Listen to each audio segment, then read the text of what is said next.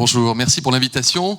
Je m'appelle Olivier Véran, je suis député, c'est vrai, avant d'être médecin aujourd'hui devant vous, député neurologue au CHU de Grenoble dans la vie civile, et je m'occupe des questions de santé à l'Assemblée nationale, et je suis rapporteur du budget de la Sécu, dont on commence l'examen d'ailleurs demain matin à l'Assemblée, c'est le budget de la santé, du social, etc.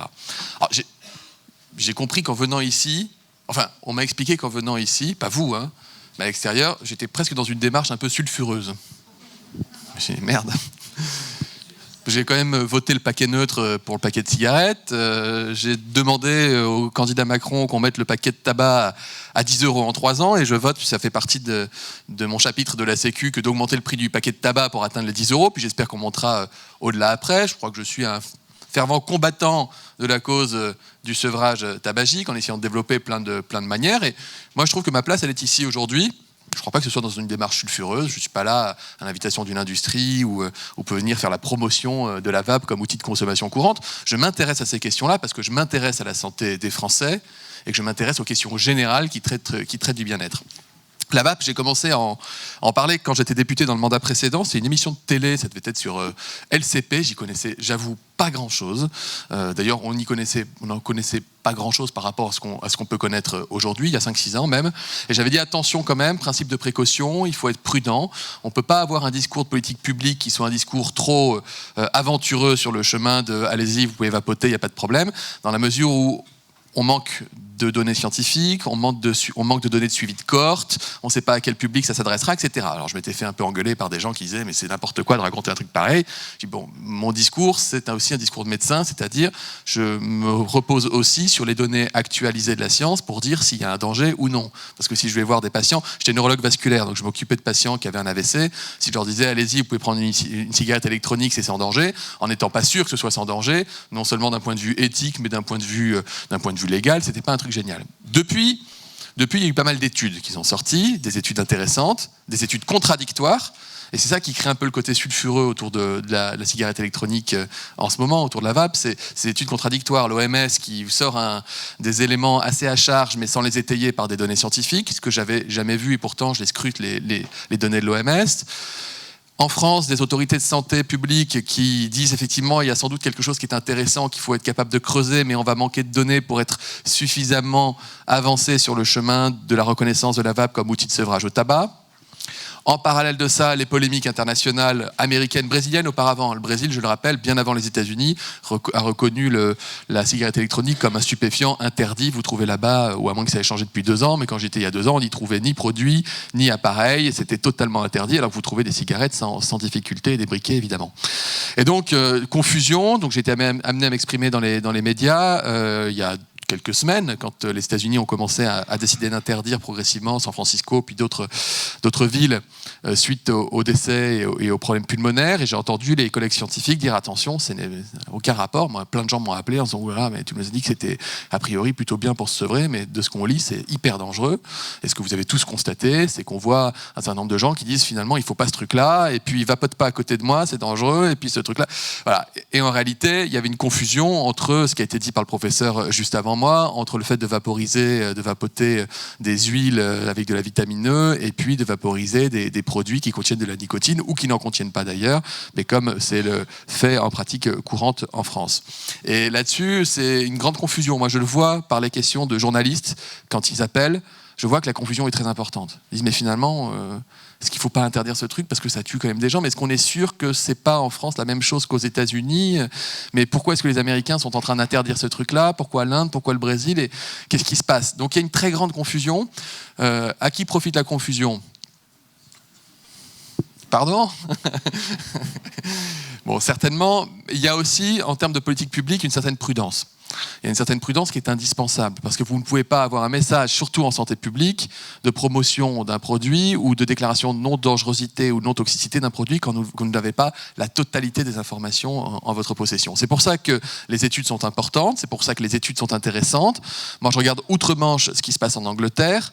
Je regarde la chute libre du nombre de fumeurs de cigarettes en Angleterre, l'impact qu'a pu avoir le vapotage sur ces sevrages massifs en Angleterre, et je me dis, ce serait peut-être effectivement pas mal qu'on soit capable d'avoir des courbes de réduction du tabagisme des jeunes, à l'instar de ce qu'on peut connaître, de ce que peuvent connaître nos voisins anglais. Donc c'est toutes ces questions-là en fait qui s'entremêlent. On a des discussions avec beaucoup de collègues. D'ailleurs, j'ai vu des amendements. J'étais dans le train tout à l'heure pour monter vous rejoindre. J'ai vu que plusieurs collègues de différents groupes politiques ont commencé dans le budget de la Sécu à déposer des amendements qui concernent le vapotage. Ce qui veut dire que c'est quelque chose qui commence à transpirer un peu au-delà des insiders au sein de l'Assemblée nationale et que d'autres personnalités politiques commencent à s'y intéresser. Donc ça veut dire qu'il va y commencer à y avoir du débat, qu'il y a une pression aussi de la population qui est importante et qui peut s'entendre. D'une part, de ceux qui sont inquiets de ce qui se passe et de ce qu'ils lisent dans les journaux en ce moment. D'autre part, de ceux qui ne sont pas inquiets parce qu'ils se voient bien que depuis qu'ils vapotent, ils ne fument plus et qu'ils ont retrouvé le souffle, ils ont retrouvé l'énergie, le goût, enfin tout ça. Et c'est pour ça qu'il va nous falloir trancher. Et moi, je plaide pour qu'on tranche finalement assez vite, qu'on lève les ambiguïtés et qu'on soit capable de dire, sur la base des données scientifiques publiées dont nous disposons, voilà ce qu'on peut dire, voilà ce qu'on ne peut pas dire. Et donc voilà la trajectoire qu'on vous propose de prendre s'agissant du vapotage. Ma conviction personnelle, en tout cas mon vœu personnel, c'est qu'on puisse être en mesure rapidement de reconnaître le vapotage comme un outil de sevrage au tabac, certainement pas une voie d'entrée dans le tabac. Je le dis, je ne veux pas être trop long, mais je me souviens d'une discussion que j'avais eue avec quelqu'un qui me disait finalement la nicotine, c'est pas le problème. La nicotine, c'est pas le problème chez quelqu'un qui est dépendant, ou plutôt c'est déjà un problème chez quelqu'un qui est déjà dépendant et qui fume. Mais la nicotine, c'est pas un problème, c'est pas toxique. Attendez, si on peut éviter à des jeunes de rentrer dans une dépendance à une substance, qu'elle soit de la nicotine ou autre chose, il faut évidemment l'éviter. Donc il faut avoir un discours aussi extrêmement clair sur la voie d'entrée que pourrait être la voie d'entrée à travers le vapotage. Et quand je vois des grandes marques, pas les marques des indépendants, mais quand je vois des grandes marques qui ont des grands stands, on m'a montré un stand tout à l'heure quand j'arrivais, et qui commencent à avoir qui se tourne vraiment vers une cible de gamins. Je suis désolé, quand vous avez des trucs qui sont hyper, des parfums vraiment aromatisés pour des gosses, avec des vitrines qui font vraiment envie, etc. pour des gamins, moi je peux pas. Ça, je vous le dis, pour moi c'est impossible. Par contre, avoir une attitude responsable de vente, de distribution, de production, de réflexion sur la qualité des produits destinés à un public qui en a marre de fumer et qui veut sortir du tabagisme, là-dessus, moi vraiment, je souhaite qu'on soit capable très vite de dire « Ok, on y va ». On met des normes, évidemment, on encadre, on autorise, on suit, et on suit en population réelle pour regarder ce qui se passe. On sait que le tabac tue, on n'a pas la démonstration que le vapotage tue, donc le principe de précaution, on peut aussi l'inverser en disant plus on attend, et plus on a de morts, et plus on pourra s'en vouloir plus tard. Voilà, je vous remercie.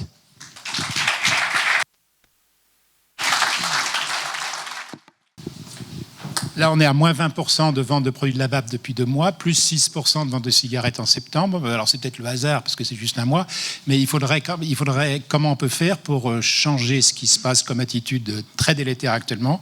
Est-ce que vous ou quelqu'un d'autre pourrait, par exemple, faire un groupe de travail qui redonne une opinion, comme on avait donné il y a 15 ans, en prenant des experts de tous bords, des pour, des contre, parce que tous les contre à qui on montre les données, ils ne peuvent plus être contre après, pour mettre un produit, pour qu'il soit prudent comme vous le faites, pour les enfants, pour pas que ce soit un produit d'entrée en tabac pour la promotion et que ce soit un produit largement utilisé par les fumeurs pour s'arrêter. C'est dommage de laisser les gens mourir du tabac pour des bêtises de journaux, quoi.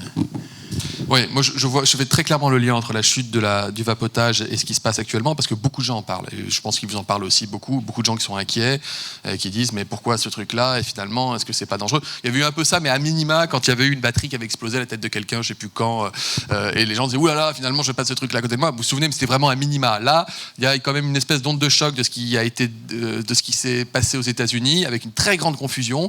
Moi, je veux vous dire une chose, c'est dans tout événement avec un impact sanitaire, tout événement public dans notre pays qui a un impact sanitaire potentiel, je pense qu'il faut qu'on soit bien meilleur en termes de communication et de promotion de la santé et de réponse aux habitants.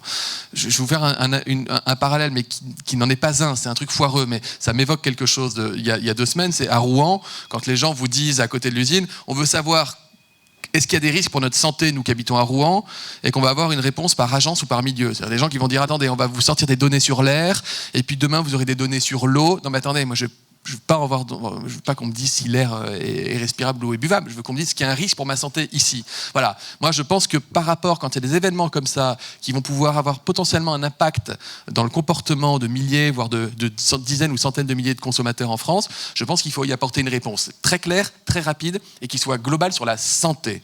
Est-ce que des éléments dont nous disposons suite à ce qui s'est passé aux États-Unis, on peut en conclure qu'il y a un risque majoré pour la santé des consommateurs de vape en France? Oui, non. C'est une question précise qui appelle une réponse précise. Tous les groupes, c'est le ministère de la Santé, c'est-à-dire que ce sont les autorités sanitaires, c'est la Direction générale de la santé, c'est Santé publique France, bien sûr. Ce sont les agences, ce sont les structures. Ça peut pas être une réponse. Si c'est une réponse du politique, on va me dire au nom de quoi vous faites une réponse comme ça? Sur la base de quoi? Alors si on fait un groupe parlementaire, on se donne rendez-vous dans 6 ou 8 mois pour les conclusions d'un groupe parlementaire de réflexion. Mais enfin, est-ce que ça aura fait avancer le schmilblick? C'est compliqué. Moi, demain, je vais faire légaliser au Parlement l'expérimentation pour le cannabis médical. C'est moi qui ai déposé un amendement et j'ai commencé à travailler dessus il y a 20 mois. Les premières auditions à l'Assemblée nationale. Donc le travail parlementaire, il est important, mais quand il y a une urgence, quand il y a un épisode aigu comme celui qu'on connaît aujourd'hui, moi je pense qu'il faut qu'il y ait une publication rapide des autorités en charge de la santé publique, et qui ne sont pas des autorités politiques, mais qui sont des autorités scientifiques. Après, on peut critiquer, on peut discuter, etc., mais c'est quand même la base. Monsieur Véran, Jacques Le Wezec, c'est moi le monsieur à propos de la nicotine, je pense. On s'était fait une visio... Non, c'était pas vous, c'était quelqu'un dans une boutique grenobloise. Okay. Donc, vous parlez de la Grande-Bretagne. Je veux dire, les données que la Grande-Bretagne a utilisées pour mettre en avant la vape avec une reconnaissance justement des autorités de santé, c'est les mêmes données qu'on a. Donc, qu'est-ce qu'on attend pour faire ça? Pour qu'il y ait une vraie reconnaissance, ce que vous venez de dire, quoi. Qu'est-ce qu'on attend pour qu'il y ait une vraie reconnaissance, mais qui doit effectivement venir des autorités de santé? Les autorités de santé, quand on lit les conclusions des rapports préliminaires, on a l'impression qu'elles ont envie d'aller de l'avant sur la question, mais qu'elles se disent il manque encore un petit truc, il manque encore un petit chou, il manque encore une petite assurance, il manque encore une petite garantie. Bon, les anglo-saxons, ils ont leur façon très, très directe. Hein. On sort de 3 semaines d'examen de la loi bioéthique à l'Assemblée nationale, les Anglais, ils prennent 6 heures pour le faire. Alors parfois à raison, parfois à tort, mais voilà, ils ont cette capacité peut-être à être plus tranchés sur un certain nombre de choses. On a notre histoire en France. Je veux dire, la France ne sera jamais le premier pays à avancer et à prendre, entre guillemets, des décisions de santé publique avec un impact de santé publique potentiel, parce qu'on a un pays qui a connu des crises sanitaires. On a un pays dans lequel il y a une perte de confiance très forte de la population dans les autorités sanitaires et politiques. C'est le pays du sang contaminé, de la vache folle, de l'amiante, de toutes ces questions-là, de la vaccination antigrippale. Donc on est un pays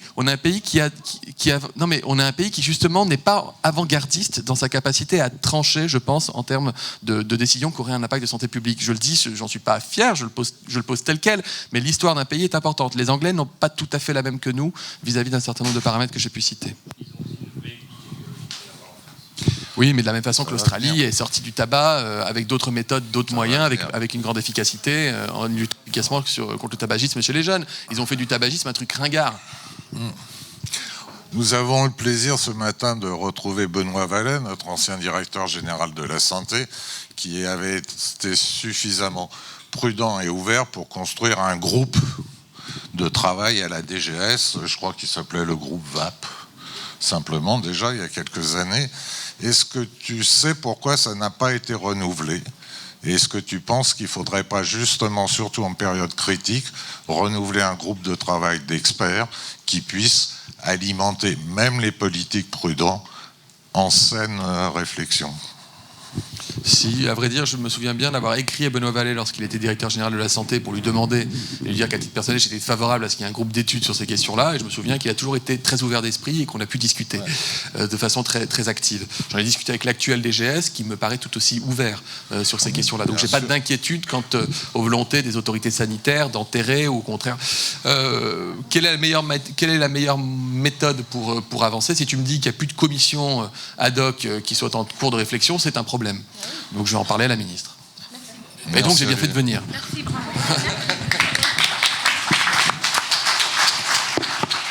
Merci beaucoup.